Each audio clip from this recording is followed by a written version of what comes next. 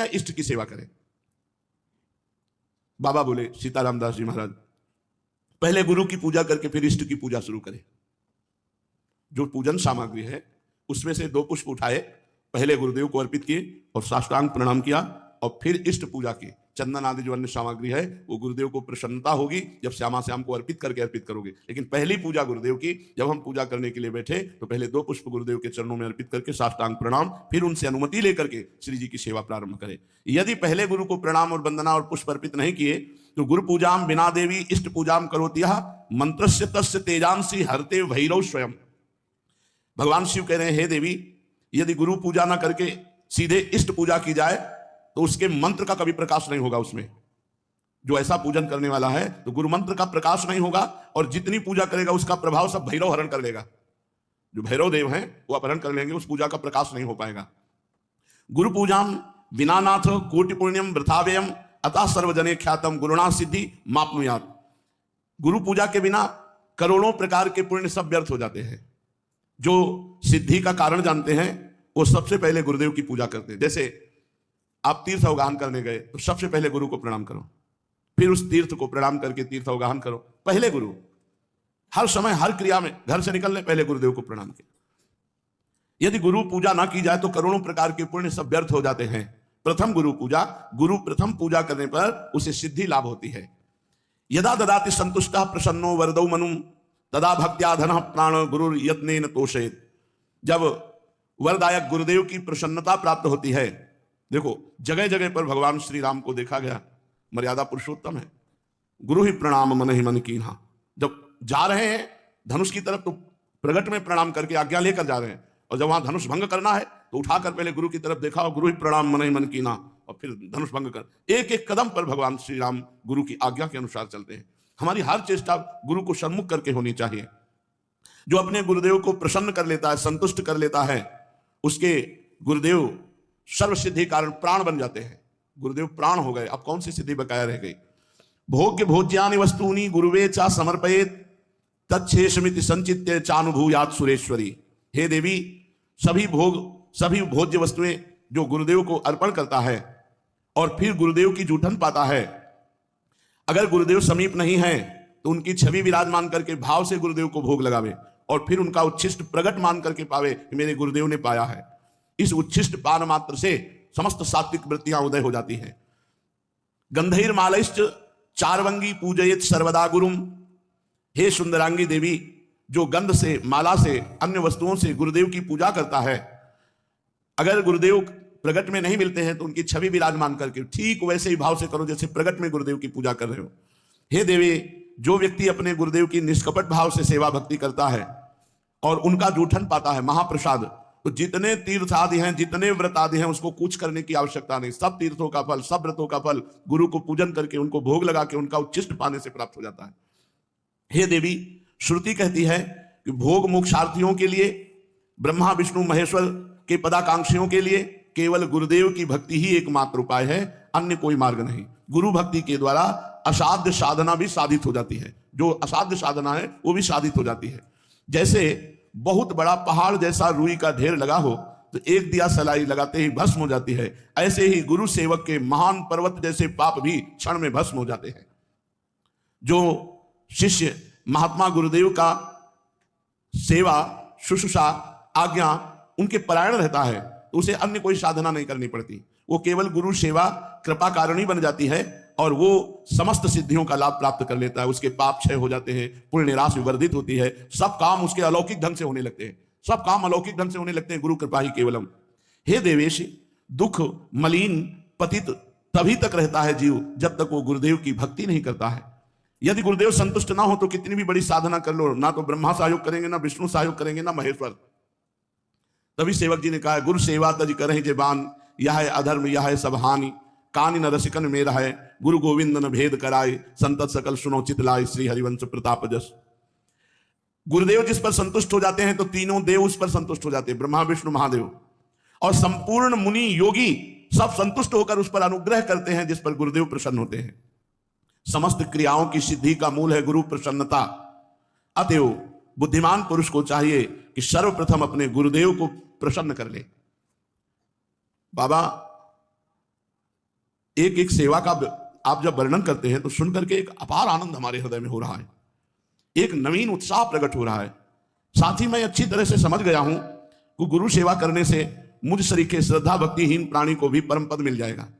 हाँ, तवा दारतिम भय शोको लोभ मोह भ्रमादया यावन नायाति शरणम श्रीम गुरुम भक्तवत्सलम। तभी तक पीड़ा, भय, शोक, रोग, लोभ, मोह, भ्रम ये साधना में विक्षेप डालते रहते हैं जब तक भक्तवत्सल श्री सदगुरुदेव भगवान की शरण नहीं ग्रहण की जाती। अधिक क्या कहूं, यदि गुरुदेव संतुष्ट हो जाएं और कह दें कि जा तो मुक्त हो गया, तो इस बात को भगवान भी नहीं काट सकते। बस ये बात पकड़नी। तो कह रहे भगवान भी उस बात को नहीं काट सकते। यदि गुरु कह दे कि जा तो मुक्त हो गया, बस मान लेना चाहिए मैं तो मुक्त हो गया, मेरे गुरुदेव ने कह दिया। जैसे कभी कभी आनंद में उमगन में होते हैं और कह देते तू चिंता मत करना, जब हमने भार ले लिया तो तुम्हें क्या चिंता करना, बस निश्चिंत हो जाना चाहिए। कि जब गुरुदेव ने कह दिया कि हमने भार ले लिया, तो जब उन्होंने ले लिया, पर जीव देहाभिमानी है, वो इसे विनोद समझ लेता है, इसे व्यर्थ बात को समझ लेता है कि भला ऐसे इनके कह देने से मुक्त हो जाएंगे क्या। एक बार गुरु महिमा प्रदर्शित करने के लिए देवर्षि नारद जी बैकुंठ में गए। ये हमारे पिताश्री के गुरुदेव आते थे, श्री स्वामी शारदाश्रम सरस्वती जी महाराज, वो सुनाते थे, हम बच्चे थे तब सुने थे। तो बैकुंठ में गए, थोड़ी देर बैठे और हटे, विचरण के लिए चल पड़े। तो वहां भगवान के पार्षद जल छिड़क के पोछा लगा रहे थे। किसी कारण से फिर देवर्षि नारद वापस लौट आए, तो उन्होंने देखा जहां हम बैठे थे वहां जल छिड़क के पोछा लगाया जा रहा। तो भगवान से कहा, प्रभु आपका नाम लेते हैं, आपकी शरण में है, तो क्या हम अपवित्र हैं? भगवान ने कहा पार्षदों से पूछो। पार्षदों से पूछा तो पार्षदों ने कहा आपने आज तक गुरु नहीं बनाया, इसलिए आप महान भक्त तो हैं, लेकिन जहां आप बैठोगे तो निगुरा जहां बैठता है वो अपवित्र जगह हो जाती है। तो देवर्षि नारद जी ने भगवान से कहा कि आप ही हमें बताओ, हमारे तो गुरु आप ही हो, आप बताओ हम किसको गुरु वरण करें। तो कहा कल प्रातः काल आंख उठते ही जिस पर पहली दृष्टि पड़ जाए उसी गुरु बना लेना। प्रातः काल आंख खुली, जब बाहर निकले, पथ में देखा तो बहंगी में दोनों तरफ जल भरे हुए कहार वो जा रहे। तो उन्होंने कहा कि तो कहार है, कोई भगत हो तो गुरु बनाए, ये तो कहार है, इनको क्या गुरु बनाना है। और पानी धो करके दूसरों के घरों में ले जाता है, कोई संत महात्मा होते तो गुरु बनाते।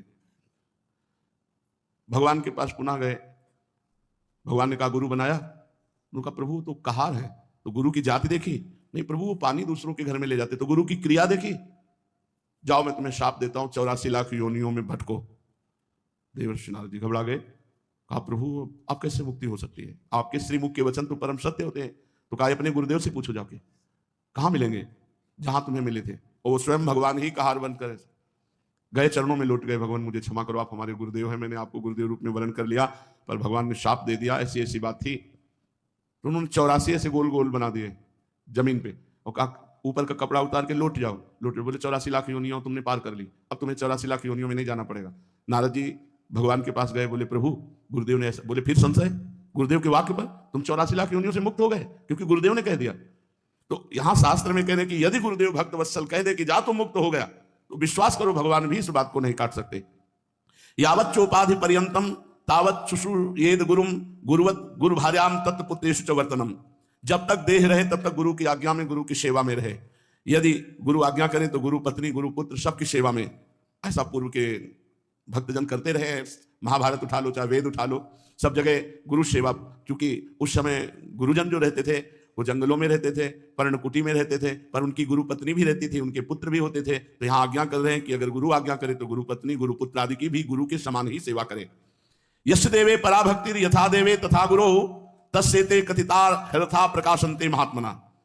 जिसकी परमेश्वर में जैसी भक्ति है उसी तरह गुरु में भी वैसी भक्ति होनी चाहिए, परमेश्वर के समान। श्वेतरोपनिषद में है यश देवे पराभक्ति यथा देवे तथा गुरु। जैसी भगवान में भक्ति है वैसी ही गुरुदेव के प्रति भगवत भाव होना चाहिए, तभी उसकी बुद्धि शुद्ध होगी और तभी शास्त्र के वाक्य ज्ञान उसके हृदय में प्रकाशित होंगे और गुरु का अनुभव उसके हृदय में स्थित हो जाएगा। शिष्य को समझना चाहिए कि गुरु ही हमारा सृष्टि करता है। हमारे अंदर जो भक्ति की सृष्टि होगी वो गुरुदेव ही करेंगे। गुरुदेव ही हमारे दोषों का विनाश करने वाले संहारकारी रुद्र है और गुरुदेव ही हमारे सद्गुणों का पालन करने वाले भगवान श्री हरि है। अर्थात सृजन, पालन और संहार तीनों कार्य हमारे गुरुदेव करते हैं। हमारे हृदय में दैवी संपदा का सृजन, भगवत भाव का सृजन और उसका पालन और दुर्गुण दुराचार का विनाश। गुरु संतोष मात्रेण तुष्टा शिव सर्वदेवता। यदि गुरु संतुष्ट हो गए तो त्रिभुवन के सारे देवता संतुष्ट हो गए। गुरु तुष्ट हो गए तो भगवान शिव प्रसन्न हो गए, गुरु रुष्ट हो गए तो भगवान त्रिलोचन रुद्र रूप होकर उसके 7 सद्गुणों का संहार कर देंगे। अगर गुरु रुष्ट है तो यह अधर्म यह सब हानि कानी नरस कर मेरा है, बड़ा भारी अधर्म हो गया, बड़ी भारी हानि हो गई, अब रसिकों की सभा में उसका कभी आदर नहीं हो सकता। गुरु तुष्टे शिवस्तुष्टो रुष्टे रुष्ट त्रिलोचना, अगर गुरु नाराज हो गए तो मानो त्रिलोचन रुद्र भगवान उसका सर्वनाश कर देंगे। गुरु पाद रजो यस्तु सुधी मूर्धनि धारेत सा तीर्थ कोटि फलम 10 गुणम लभेत। जो सुजान व्यक्ति अपने गुरुदेव की चरण रज को अपने मस्तक पर डालता है वो करोड़ों तीर्थों के अवगाहन का तत्काल फल प्राप्त कर लेता है और तीर्थों से 10 गुना लाभ उसे प्राप्त होता है। 10 गुणम लभेत फलम। शिष्य भक्त ने प्रश्न किया सीताराम दास जी से, मैं तो महामूर्ख हूं गुरुदेव, अपने गुरुदेव को अभी तक पहचान नहीं पाया, उन्हें मनुष्य ही समझ रहा था और तीर्थ तीर्थ भ्रमण किया, क्या गुरुदेव की चरण तल में सारे तीर्थ विराजमान है? इस बात को ना जाने कब मन में विश्वास दृढ़ होगा? हे देव और कृपा करके गुरु महिमा बताइए। सीताराम दास जी महाराज बोले, गुरो पादोदकम यस्तु नित्यम पिबति भक्तितः सार्ध त्रिकोटि तीर्थानाम फलम सा लभते ध्रुवम। जो मनुष्य भक्ति पूर्वक नित्य गुरु का चरणामृत पान करता है वो 3.5 करोड़ तीर्थों का सेवन का फल प्राप्त करता है।